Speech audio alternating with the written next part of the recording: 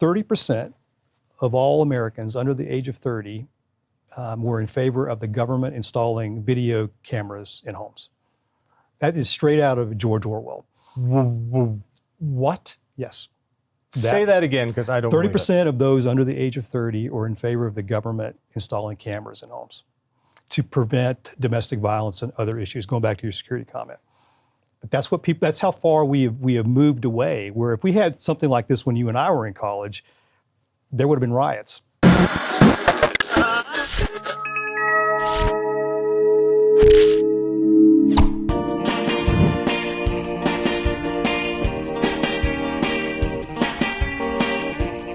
Why is it so many young people seem to love the idea of socialism? But first, subscribe and like this channel, click on that little bell icon for notifications, and find the Devil's Advocate podcast on your favorite listening app.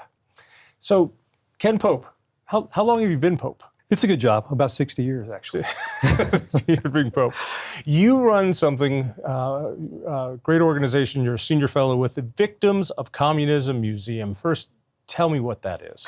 Okay, so the Victims of Communism Memorial Foundation and Museum. So we've been it's a organization dedicated to the memory of the over 100 million people killed by communist regimes around the world. Been in existence again 30 years, enacted by a unanimous act of Congress back in 1993 and signed into law by Bill Clinton. Unanimous act. Unanimous. Think about getting one of those again anytime soon. And this was under the Clinton administration, correct, if I recall. Yes. You just threw out a number, 100 million victims of communism. What does that mean?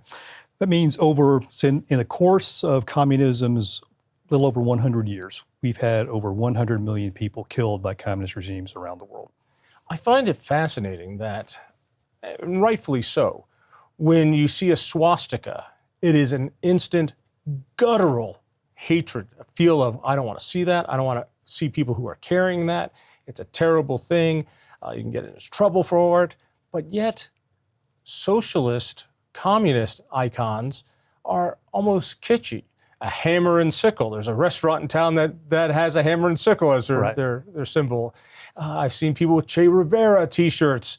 And I'm looking and going, why don't you just wear a Hitler t-shirt? What's the difference? By comparison to fascist Germany, communism has killed so much more. It has been more atrocious. Why is it that one symbol of totalitarianism is hated, the other symbols are not taken seriously? I think a lot of what it is just ignorance of the history of communism writ large. I think that's the biggest part of it. I think part of it too is if you go back to World War II, you had the Soviets were on our side. So you had this affinity, sometimes we were calling Stalin Uncle Joe.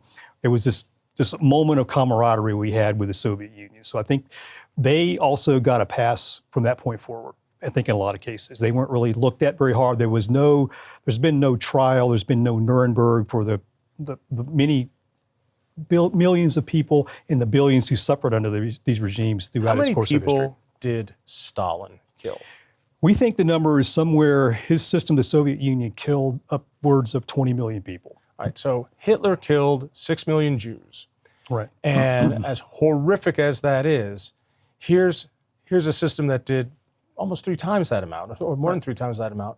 And That doesn't count the World War II casualties either. Right. Whereas the incompetence in a lot of cases, or some of his mistakes early on, and how he decimated his military before the war started. By the way, how he starved people in Ukraine and other on purpose. Correct. Systematically starving cultures to death. Genocide on an unheard of scale. Correct. Yes. So let's get into the meat of this. Okay.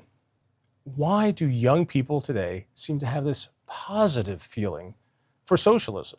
And is socialism the same as communism? Because they'll say, oh, no, we don't like communism. Right. We like democratic socialism.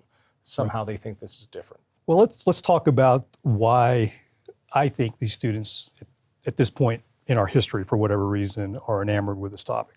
So if you look at some of the stats that we have today, we have 36% of all Americans have a favorable view of socialism. That's a Pew study back in 2022. You also have, between the ages of 18 and 49, it goes up to 40%.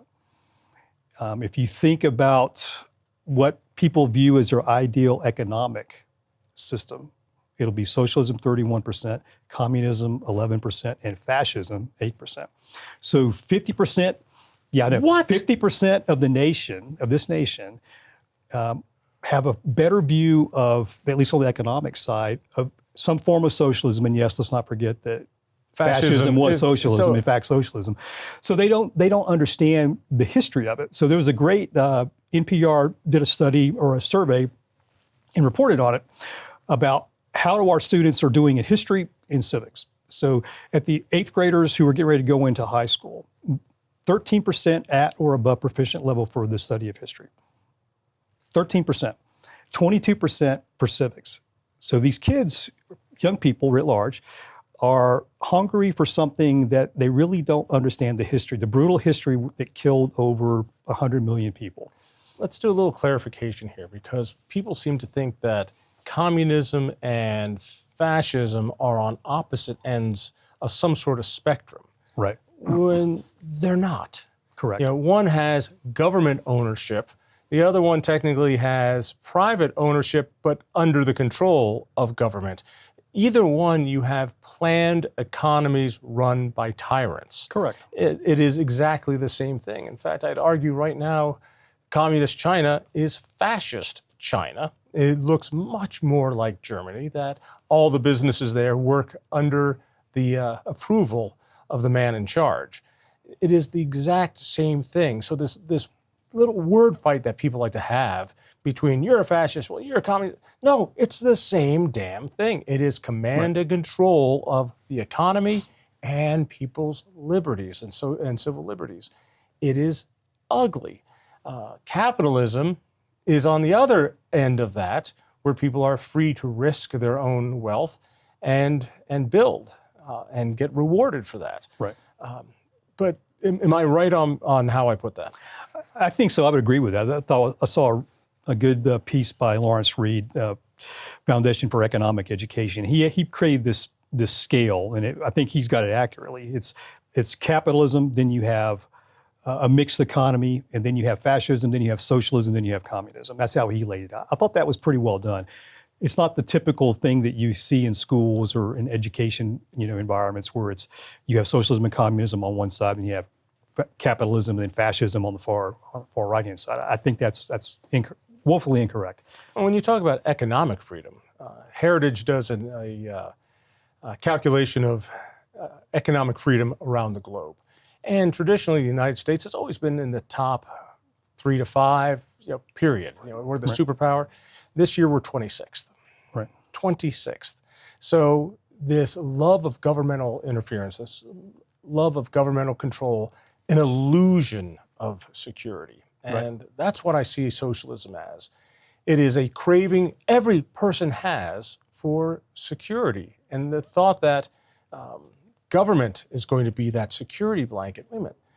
These are the same people who used Agent Orange and killed all the Indians and did all the right. You're going to trust these folks to give you your security. Right. It's a tempting offer, but you're marrying an abusive man. You are, and I think one thing that's kind of indicative of that, of your comment, is a Cato study, 2023. This one I had to read 3 times to make sure I really understood what it said. That's just because Cato uses big words. They use big words. I That's know true. those guys. But this one was that 30% of all Americans under the age of 30 were in favor of the government installing video cameras in homes. That is straight out of George Orwell. What? Yes. Say that again, because I don't 30% of those under the age of 30 are in favor of the government installing cameras in homes to prevent domestic violence and other issues, going back to your security comment. But that's how far we have moved away, where if we had something like this when you and I were in college, there would have been riots. People think that that's even remotely possible. Even the fact that you and I carry around tracking and listening devices voluntarily, that gets splintered off. The NSA gets to listen to all of our communications and all of our emails and all of our texts. And we're okay with that. Talk to younger folks, the idea of privacy doesn't matter. It just doesn't even register. Let's talk a little bit of the history of communism. Okay.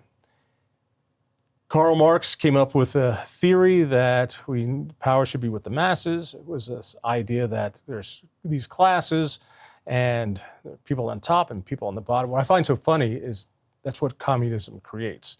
People who are favored and have good lives and everybody else who's exploited. The idea was an experiment that really went awry. In the Russian Revolution, it could have gone any different way. There were several different, I'll call them clans, that were vying for power. Some were more of a democratic socialist, and then the bad guys were bold enough and took over. And that experiment failed tremendously. You and I are the same age. The idea that the Berlin Wall would fall, that East Germany and West Germany would reunite, that these former Soviet countries would become NATO countries, that was not just fiction, that was science fiction, that was fantasy. Why did it fall? I think it fell for just the internal rot of the place. If you look at the theory that Marx created and it turned into an ideology by Lenin and put it into practice, if you look at what Marx was talking about, what the things you had to do to achieve this thing called communism and abolition of private property, if you look at his 10 measures that he laid out, saying these are the things you have to do in order to achieve this. You're going to get rid of all private property. You're going to create an incredible amount of tax on every individual. You're going to confiscate all rights of inheritance. They're not going to have that. There's going to be equal liability to work and work where you're told. State runs everything, controls everything. Education is going to be done by the state. And then Marx was also talking about the only way this is going to take place is if it's going to be led and controlled by this dictatorship of the proletariat. Which ought to tell you something right away. Anytime you have to impose something on a society via a dictatorship, it's not going to end well. Lenin starts implementing those measures, and he ends up often referred to as a good communist for people who are very uneducated about what he really was all about. Kills 7 million people to bring this about. So it's 7 million. 7 million people. Then people think, well, that's pretty bad. Then Stalin comes in and just amplifies it, and it just never gets there. People were conditioned to do the minimum to get by because there's no incentive to do any better. And after a while, society loses its ability to innovate. It loses its ability to think for itself, and it really doesn't. And the society becomes, I think, apathetic. And that's what happens. People hate the word profit. Right. Profit is the cost we consumers pay for efficiency and innovation. Right. We add a few percentage because somebody has come up with a better way. Right. We all get more. We live like kings. Even the poorest in America live like kings by any historic measure. Right. Let me tell you a story and fill in the blanks for me. Okay. I visited Vilnius in Lithuania, the capital, and I took a tour of what's called the police station there. Right. And it was the police station when communists ran it. Then Nazis took over. It was a Nazi police station. And then it became the Soviet police station, the communist state police station. It wasn't a police station. It was a torture chamber. Right. And there were police there, but they would put people in the rooms, torture them to get information, any information, to get them to squeal on their neighbors and friends. 2 of the cells were nothing more than a cutout floor like a basin, and in the middle, standing up by about a foot, is a disc, about a foot circle. Right. And they would put guys on there and surround them by ice water. Yep. And leave them for days. So finally, when they fell asleep or couldn't take it, they would fall in the water, get pneumonia, die. There was a room where they finally shot people in the back of the head and threw them out the back, a door, and into a truck. What really hit me, though, was on the steps, there were lookout stations kind of underneath the steps, looking out onto the street. And there was a guard station. It wasn't a guard to keep the prisoners in. It was to see who stopped and looked at the building, who looked as if maybe there's someone they love in there. Right. And as soon as they would see that, they'd grab them and torture them. They would separate couples and talk to one about how they're raping their wife in the next room unless you tell me this, this, and this. Right. Often nothing to tell, but they had to do it. That is how communism worked and how they kept control of a massive percentage of the world's population through fear and brutalism. My American sensibilities were just overwrought by it, how this could be, how we take it for granted here. Right. Why do we take it for granted? I think it's a matter of perspective. Like you said it, you just pulled out the iPhone. So think about how blessed we are as a nation. We really don't have a lot of suffering that you see in other parts of the world. So we don't really realize how well we have it in this nation, the benefits, the blessings that we have by virtue of being a citizen here. That is not the norm in most countries around the world. Even the places that so many of our students and young people today say, well, if I can only live in the Scandinavian countries, all these guys have their problems too. But I think these societies were controlled again by this dictatorship of the proletariat that Marx talked about from the very beginning. And only way they can control it was what you saw in these prisons with this terroristic security services. Our security services in the U.S. and intelligence services, their function by law is to protect the citizens of the nation and the nation against foreign, attack, any type of domestic problem that we may have too. The system there is designed for one purpose only, and that is to keep the guy at the top, and his small clique that's around him in power, period. And they will kill and torture and do whatever they can to ensure they maintain their position of power. And the purpose of the killing and the torture wasn't so much to get information in a lot of cases, it was to cow the society, where anybody would be terrified to try anything, any form of resistance against these ruling regimes. That's why they did it. So think about it, if your loved one's being tortured, you will do anything to stop. You'll report on people, you will make stuff up about other people to make the hurting stop, either for yourself or the ones you care about. And that's what so many people did. You talk to some of these victims who lived this, and they will tell you that. People would say you'd do anything. It's one of the reasons when Americans go to former Soviet countries, we are loud, we're obnoxious, we're giggling, we're smiling, and we look foolish. Because by their culture, you don't laugh, you don't smile, because if you do, it means you've got something and the police would come and get you. That's why you look down, you mind your own business, you stay in line so that you don't get noticed. Here in America, we want to get noticed. We want to be the life of the party. We want to express ourselves. No, that's what gets you into the gulag. That's where, how many people went to the gulag? Oh, there's a great book, I'm blanking out who wrote it, about just how in the middle of the night, they would come, take your family and say, bring your tools. And all of a sudden you're gone. And you're in a work camp in some of the worst places on the planet. It was millions, just millions of people. I forgot the total number. Yeah. At one point during the Stalin period, it was 1 in 20 people were in some form of incarceration. 1 out of 20. 1 out of 20. I just want to do that. 1 out of 20. Can you imagine the costs and the apparatus that must be done to keep 5% of the population locked up or away or under control? Right. But they were used as slave labor in essence.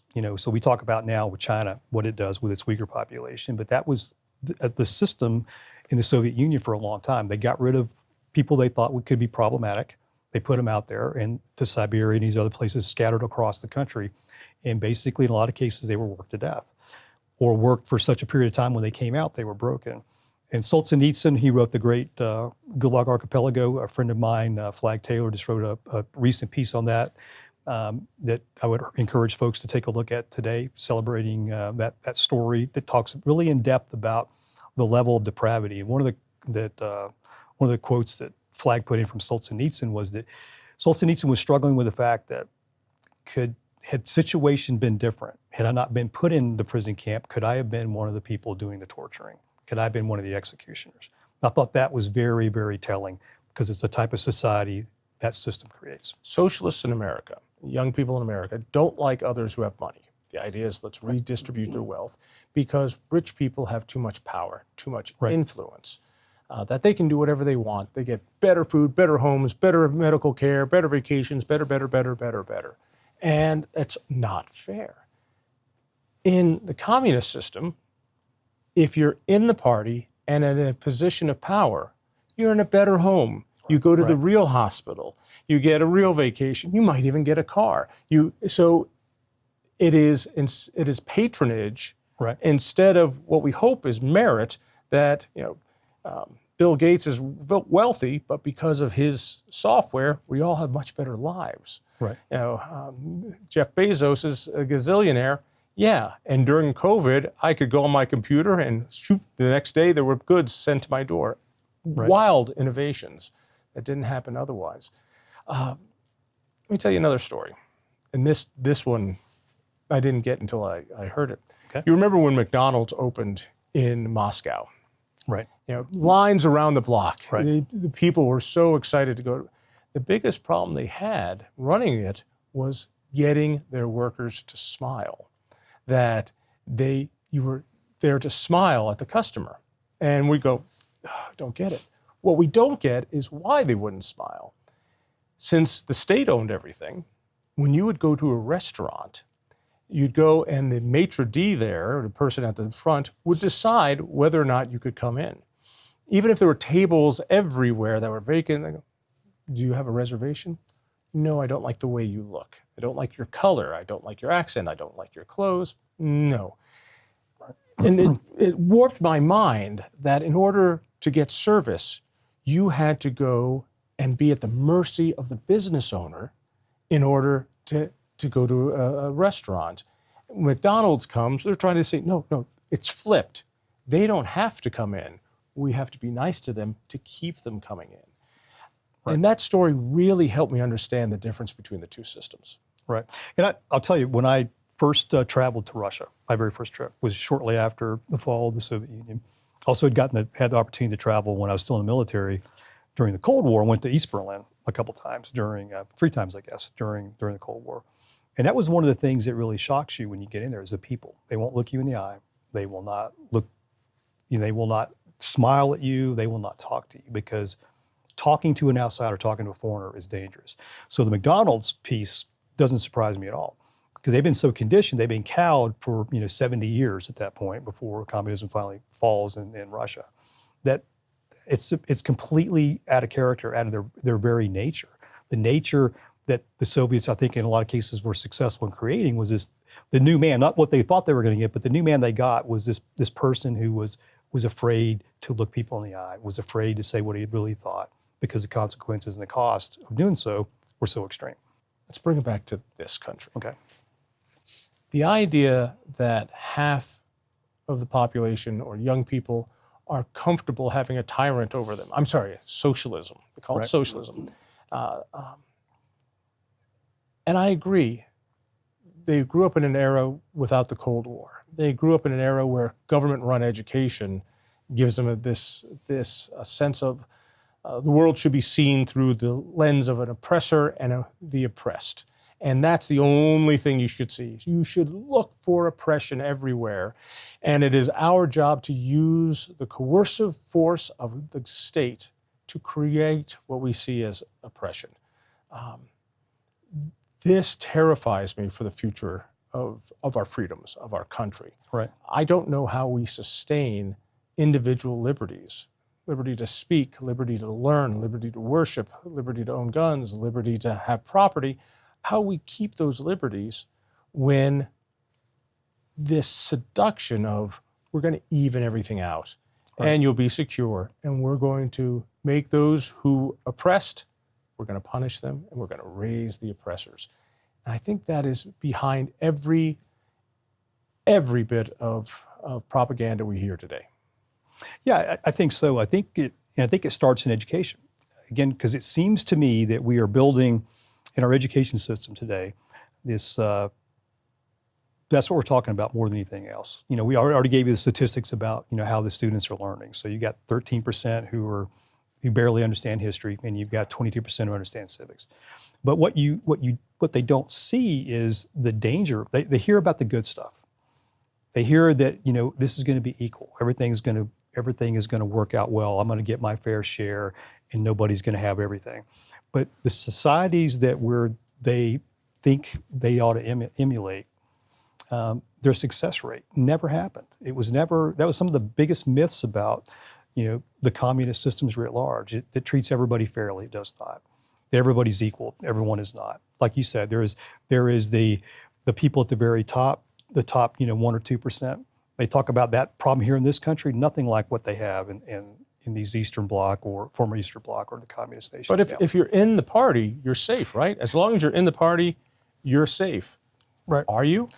Not really. So that's the other part. Give me that too. statistic you gave me before. It blew my mind. Yeah, so this was an interesting thing. So when I give these talks, talking to college students, high school students, every now and then I'll get this question, well, about cancel culture and perceptions of it. And people think, well, some of the underlying assumptions are that if I'm part of the group that's pushing this, or if I'm part of the cancel culture, if you will, then I must be safe. And I go, well, that's not necessarily true. So let's go back to 1934, Stalin's era, 17th Party Congress. The top 2,000 Communist Party members in the nation, he executes about 50% of those guys that year. Of the very tip top, the Central Committee members, the candidate members, the Politburo guys, top 140, 70% of those guys are executed in 1 year. So in 1 year. In 1 year. In 1 year. 1 year. They execute the cream of the crop of the party, the guys who I'm sure, these are the guys who came up with Lenin and Stalin as well, thinking I'm safe because I'm part of the team. And when this thing gets started, nobody is safe. And for the teachers and for those who advocate this thing, who are advocating the transition to this type of new society that people think they want, well, the guys, once the totalitarians are really in charge of that process, what do you think they're going to do to you? And even today, right. What a surprise that Putin's critics seem to die at a ridiculous rate. Right. Poisoned by radiation, die of the flu in jail. He knocks off people. His general, who disagreed with him, and he dies in a plane crash. I mean, it's just the assassinations are abundant to this day. Right, but it's also the point, going back to the education piece for those teachers too, because a lot of times in our schools you see that a lot of the teachers agree with some of what their students, much like their students. They think, well, socialism's got to be a better way, and I always tell them, if you look at the Stalin era, if you look at Mao's China, the Cultural Revolution, if you look at Pol Pot's Cambodia, the people that those three weaponized against society were, in essence, upper teens, very young people. And the people they went after were your teachers, your parents, local administrators, people in the party. And they went after them because, in large part, those are the people who helped Stalin, the Stalins, the Maos, and everybody else become in charge of their nations. Let me repeat that back to see if I've got it. Yeah. So they used young people, Yes, basically, to kill their elders. to be the enforcers. Right, in a lot of because cases, yeah. you could whip up the passions of the ignorant, but those who have seen enough life, we don't want them. We don't want them around. They don't want them around. Plus, the people those educators in a lot of cases too, were the ones pushing for this new system. So the guys at the top are thinking, wow, if those guys were successful getting me in, well, maybe they can be successful in getting somebody like me in again. So that's why they have to go. So typically, educators and those like them are one of the first ones to be whacked when this thing starts. Pol Pot, in Mao in China. Pol Pot in particular weaponized teenage boys. I have a friend who I work with who survived the killing fields. And she said that teenage boys presented with a weapon and a license to kill and rape and do whatever they wanted. And they did just that. They killed a quarter of the population of Cambodia. A quarter. Yep. We can't even. During our Civil War, right, we didn't even get close to 5% right. wounded and killed of active. I mean, it's just it's hard to wrap around. When Kim Jong-un's father died, right. I think I get the two uns mixed up. There was this wonderful video, and you should check it out, of people wailing at the statue of Dear Leader. Oh my God, how are we going to live? And then the next wave would come, and amazingly, they felt the need to mourn even louder Right. and more histrionics than the last guy. And then the next group comes in, and they have to be, and before you know it, it's, please don't kill me. Look how beholden I am to the state, to the successor. And it's a fake, it was, Right. by art, it's just like, this is ridiculous. Right. I'm sure inside they're thrilled, but no, they can't do that. And there's soldiers right there, and the government is watching. That becomes the virtue signaling Right. that has to happen in order to keep yourself safe. I want to use that to say, I see a lot of that going on right here in the United States. That if you don't use the right words in school or in your business, Right. you could go to HR. You could lose your job. Right. If you misgender somebody, well, watch out, you could lose your job. And so you have people going, I don't want to do this, but I got a family to feed. And the cancel culture is nothing more than a reflection of what we've just described in communist countries, although in a nice little bite-sized piece. Right. And, if you look at how they did that in those nations, or even do it today in China, North Korea, and Vietnam, other places where you still have communist regimes, it goes after free speech. They're trying to keep people cowed. They don't want them to say what is really on their mind. They want them, then simply not saying something is not enough. Then you have to now parrot the line. You have to do the things you're talking about. You have to say affirmatively, these are the things that, well, it's okay to call this person whatever they want to be called, or it's okay to ignore the basics of science, that this really isn't what I'm seeing, but yes, I feel compelled to say it, or as you mentioned, I'm going to lose my job. That is absolutely no different than what we saw in a lot of these societies that the Soviets or the Communist Chinese or whoever created. Same type of thing. Denunciation, cancelization, and then it becomes more and more and more aggressive as time goes on. And that's what I always tell students. You think we're just stuck in this and we're doing these things, that it can never get any worse. And I think we as Americans are kind of arrogant. We think nothing bad can ever happen to us because we're Americans. And that, I'm sure a lot of people, 1917 in Russia thought that. People in China in the 40s, early 40s thought the same thing. Vietnam, all these nations who had smart people and everything else. Venezuela just recently. Exactly. Yeah, you can go. Nicaragua, you pick your country, has gone through this or experimented with this. They all thought nothing bad could happen. And look at what has happened to Venezuela. The tragedy of one of the wealthiest countries on the planet with all the resources they need. Their people were thriving before this.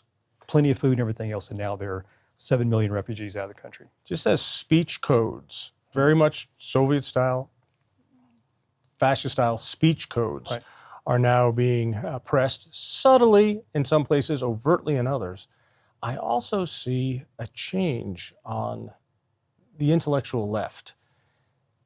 You and I grew up, and it was the leftists who were screaming things like, I defend to my death your right to say it.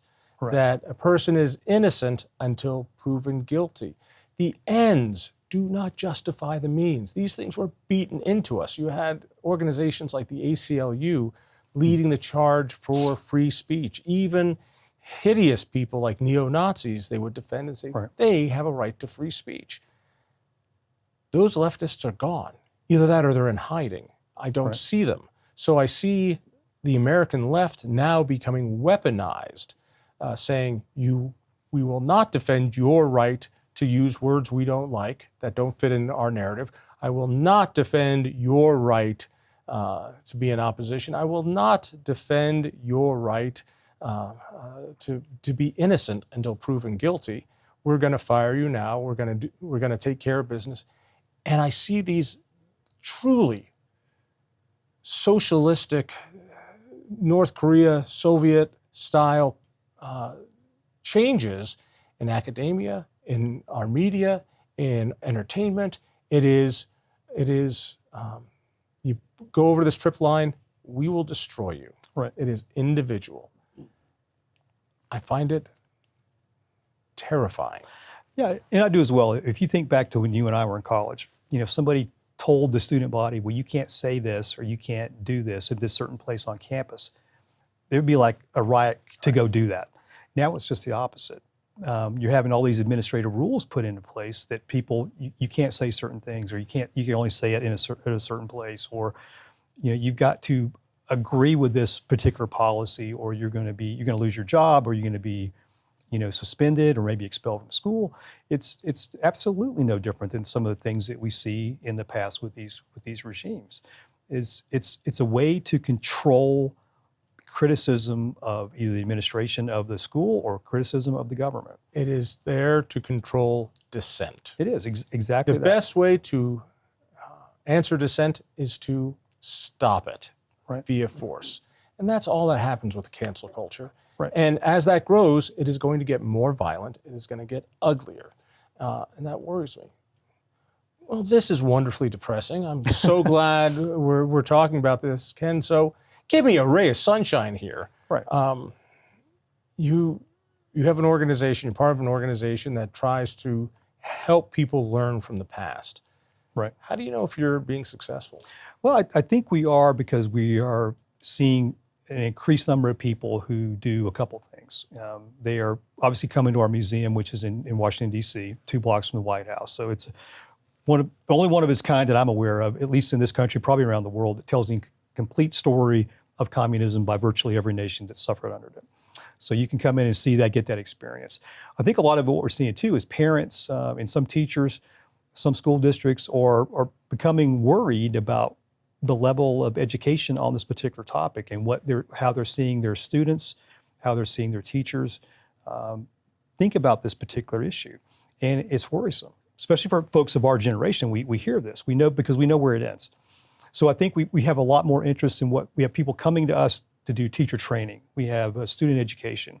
We've created curriculum that people can use. We also have a great program that if you just don't want to put a lot of time doing that, everybody can watch a video. So we have this thing called the Witness Project, and it tells the story of all these people, like this lady I was talking about from Cambodia who survived the killing fields, tells their story, them personally telling their story, what happened to them in these systems that everybody seems to think would be okay to try here. And I think those are the encouraging things for me, is to see that. More people, we need to do more. We need to stand up more about when we see these things in whatever environment we are. Because I have a lot of people ask me this question, well, so what do I do? I'm just one person. Well, the answer is, well, you stand up. You take a stand against this stuff. You don't let it go by without, unchecked. Because the other side certainly doesn't seem to be, cautious at all in what they say or what they believe. Doesn't it mean you have to be nasty or yell or do the things that you see some people do on TV? But you can't fight your corner. And people say, well, I'm afraid to be the only one. And I always tell them this, as a lesson from combat that I found as a truism, is that there's a couple things contagious in combat. One is fear and one's courage. And if you be the person in that room to stand up and say, this is not correct, this is why, I guarantee you will not be alone. Somebody else in that room will be there and will help you out. And probably surprisingly more than you probably imagine. If someone who's leftist-leaning or collectivist-leaning has managed to stay with us this far, right. His eyes are rolling out, he's screaming, he's yelling, He's yelling, this is crazy. You seem to, you're doing what all you right-wing zealots do. You're saying democratic socialism is the same as communism. No, it's completely different. We're going to have democratic institutions. They're taking from the wealthy and redistributing it. Therefore, it's a completely different system. It's not inherently corrupt. It is inherently democratic, which I just call mob rule. But but it's completely democratic. Why don't you guys show all the great examples of socialist countries that have been able to bring everyone up by central planning?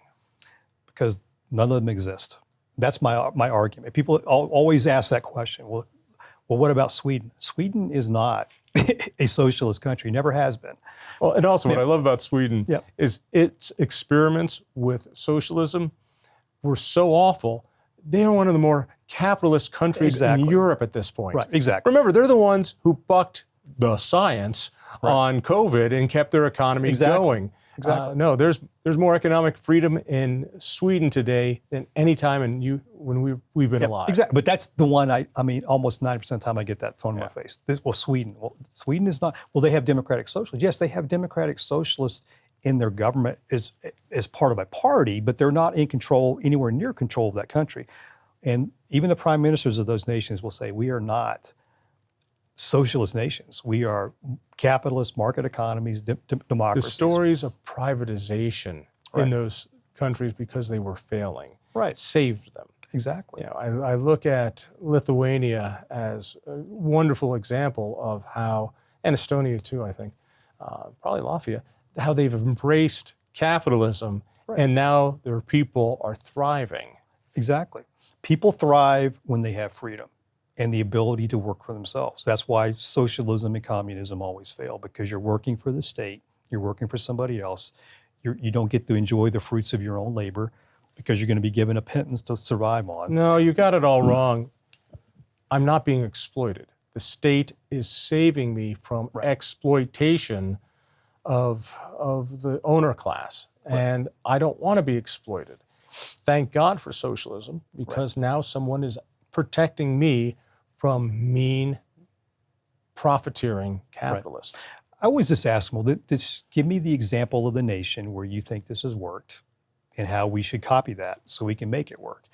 But nobody will ever give me a socialist nation or a communist nation that ever really succeeded. If you look at there's a couple graphs you can find online that talk about doing a comparison of the U.S. and the Soviet Union throughout, three different time checks, 50 in the 70s and right before the Soviet Union collapsed. And their GDP was always, per capita, was always barely 1/3 of ours, barely 1/3. And if you went there, I traveled all over Russia, all over that country. Another thing you can do if you think you want to be a socialist or think it offers a better way, go out, travel by yourself from some real perspective on what it looks like in these nations, even decades after they've gone away. I traveled in Russia. My last time there was 2008. And even then, you go out, Moscow, St. Petersburg, some of the big cities, yes, they're pretty good. But if you go out to the hinterland, what we consider small town in Russia, abysmal still. And people you're still getting the effect. Downcast, they don't look you in the face. Not only that, if you love the environment, you must hate socialism. You must hate communism.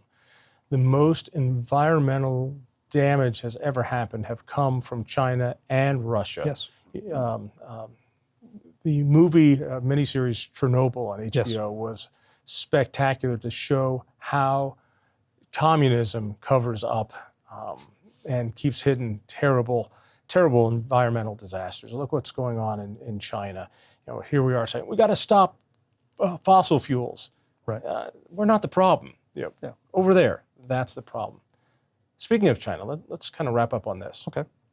I might argue China is the exception to what you've been saying, because China, communist, is now turning into a fascist place. And thanks to their slave labor, thanks to their disrespect for the environment, they can put up manufacturing plants and exploit workers and do all this wonderful stuff so we can buy electronics and everything else cheaper. I can only imagine all around us right now, including our cell phones, where they really were put in. And so Russia, the Soviet Union failed because they didn't embrace parts of capitalism. China says, we like exploiting our people, our raw materials, and becoming very wealthy on this. I mean, what would happen if the Soviet Union wasn't brought to the brink of bankruptcy, and that's what freed them? I worry that's not going to happen with China. And having 3 times as many people as we do, this is my worry. So I could see China becoming the lone superpower in the future. I think China did it obviously a little bit differently. And I think part of the problem with where they are now, I mean, yes, their economy is much stronger than the Soviet Union's was. And it has done pretty well at certain periods of time, but I think it's really starting to kind of wane now because they're going back to the old ways of being a true communist, true socialist under Xi. So a lot of these decisions that could make these corporations and things run like a real market economy, he's not allowing anymore. So I think that's part of the problem. Innovation, there's not a great deal of innovation there either, because They don't need innovation. They just steal it from us. Exactly. When you're stealing it and all you're doing is replicating it, they're not really replicating it very well. I think that's part of the danger. They are a problem. I think that's the most significant problem that I see really in the world today. It's not Russia, in my view. It is China, because they have the economy, they're developing the military. Their goal is to seek parity with us and be the world superpower, like you're saying. That's what they want. And we allow that in a lot of cases. Well, people say, well, we enable it. Exactly. What should we do? Because how do we stop China? When you talk about the Uyghurs, the one-child policy, forced abortion, almost 400 million forced abortions, organ harvesting, selling organs on the black market, just to again bump up their economy. Well, we allow that, and we can change it by having our government do a little bit more than what they've been doing, which is kind of allowing a lot of this to take place. But at the individual level, I always tell these groups when they come in the museum and I'm giving this talk, if I was to ask every one of you to take out of your pockets and out of your purses and then take off everything that's made in China right now, some of you would need a robe to walk out of this room. But it's the nature of the beast. We buy so much of their cheap product that we've become used to it, and we don't want to pay these higher prices for things, especially now with the inflation the way it is. We definitely don't want to have to buy more expensive stuff, but you're enabling this through slave labor. And for all these people, especially more your socialist lefties, are always talking about, well, I'm about human rights. Well, really? Your human rights kind of stops at your wallet, it seems, because you're willing to buy all this stuff that's being, made on the backs of these poor minority people in China. It's awful. And we need to be a lot harder as a population about getting off of the Chinese economy. I believe there is objective truth. Right. I believe 2 + 2 = 4. I believe China gives out false information. We don't have a sense of what's going on there. Right. They have a system to track people and give them a social score. Right. And since they own the currency, since they control the central bank and now digital currency, if you're not a good citizen, they can turn off your finances and destroy your life like that. Right. They have weaponized technology to do what we were talking about in the Soviet-style countries. Right. Now they do it through electronic surveillance. You're not allowed to use a VPN to go see what's going on in the real world, so you have to take the news from there. Right. Terrifying stuff. All right, let's wrap it up with this. People should know what about socialism. If you were going to say, the reason we have got to educate people on the danger of socialism, it's what? Why? Just finish up. Give me, therefore, let it be resolved. Yeah, so what I would say is this. I would say if you want to think of the danger of socialism, I would say look simply no further than the Soviet Union, Cambodia, China, North Korea, and Vietnam. Because if you think about under Marx's theory, what he stated we had to get to in order to have true communism, which the Soviet Unions were always talking about, we're going to reach true communism in 1980. They didn't do it, and they said they were going to reach it again in 86, and they stopped saying anything about it. But my point is that we never really get to communism. What we get stuck with is what I like to call a totalitarian socialism. Because you're never going to get that dictatorship of the proletariat, because Marx said in order to have communism, the government's going to fade away and everybody's going to be equal. You never get to that.